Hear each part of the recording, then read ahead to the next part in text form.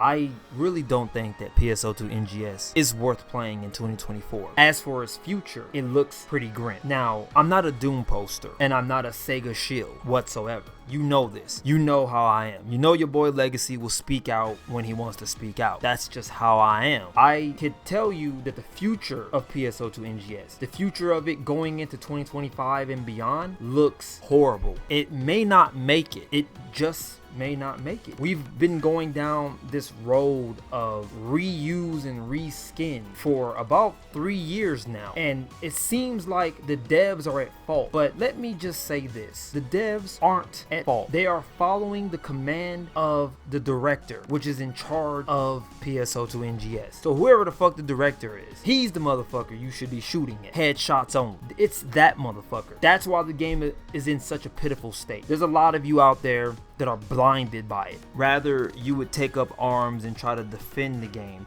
Yet, most of you don't even have 1,000 hours clocked into PSO2NGS. A lot of you didn't play the game from start. I'm talking about from the very beginning when it first fucking released, when Alio was the only fucking region we had unlocked. Those of you that do defend PSO2NGS, you've been successfully brainwashed by Sega. They've done it. It's like, we'll come out with mediocre AC scratch tickets, you continue to buy, and now you're on our side. We got you, bitch. Hook, line, and sinker. And that's exactly what has occurred. A lot of newer players will take up arms and try to defend the game.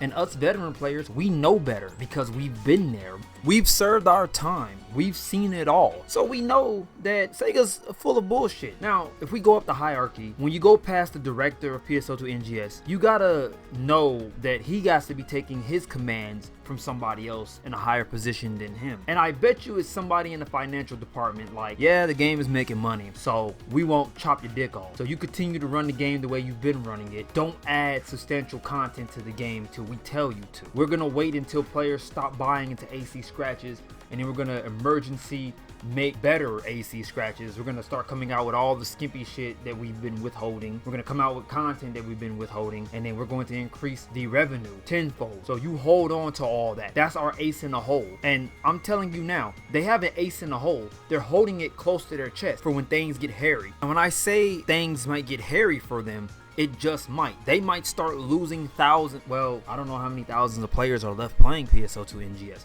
Speaking of player population in PSO2, did you know that just one data center on Final Fantasy XIV, Ether, has a higher player base count than PSO2NGS overall? Yeah, let that shit sink in. A fucking data center, a lone data center, North America, Final Fantasy XIV, Ether, that data center has more concurrent players than PSO2NGS has as a whole. That is all sorts of fucked up. Like, that is actually tragic. Sega is playing the watch and wait game. They're also playing the we hear your feedback, global players and Japanese players. We're taking note. Trust me, if they were taking note, changes, big changes would have been made years ago to the game.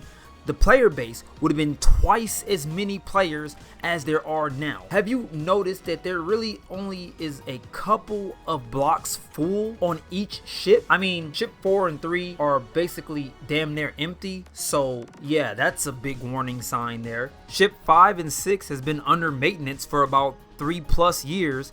And what really gets me and tickles me to death is the fact that they made ship 5 and 6 thinking that they were going to have a lot of players playing the game, only to, you know, be cucked by every other MMO available and or coming out soon and not having the player base they thought they would have. They thought that, oh, well, PSO2 was a big success because we wrapped it up in good faith, you know, we did good with that game. Then they came out with NGS and fucked us off all the way around. I mean, they really gave all the players a reach around with that. I feel like we've been playing the beta version of the game for years. The common argument is, you're not a dev. Do you know how long it takes to code? The devs have a lot on their plate. Ugh. And it's like, I understand that, but they get their commands from higher up. They are told what to do like little monkeys. It's like, you program this now and I give you banana. And they're like, okay, master, me program now. But the players are complaining that there's no content. I don't care. Fuck them players. We're just here to make money. They treat NGS like a gacha game. And that's what PSO2NGS has become. A gacha game that reuses assets and everything else. So what's the verdict here? NGS is fucked, and I'm watching that shit burn nice and slow. Have you ever watched a rotisserie chicken in an oven? That's kind of like what NGS is right now, just slow roasting to his death. And once it's dead, stick a fork in his ass and eat up. I mean, you're not gonna be eating shit because all the money and time you invested into the game is gonna be gone. Damn. Now, if NGS ever does make a comeback and they grow the players beyond belief, like the game blows up beyond belief, I will personally make a video saying I was fucking wrong about NGS being in a sorry state. I will come back out and be like, I'm eating my words right now. I'm eating everything that I've said in this video right here, and I will own up to it. I'll be like, that video aged like milk, and I actually have confidence that I probably won't be making that video no time soon. But that's all I want to talk about today. It's your boy Legacy. I'm out.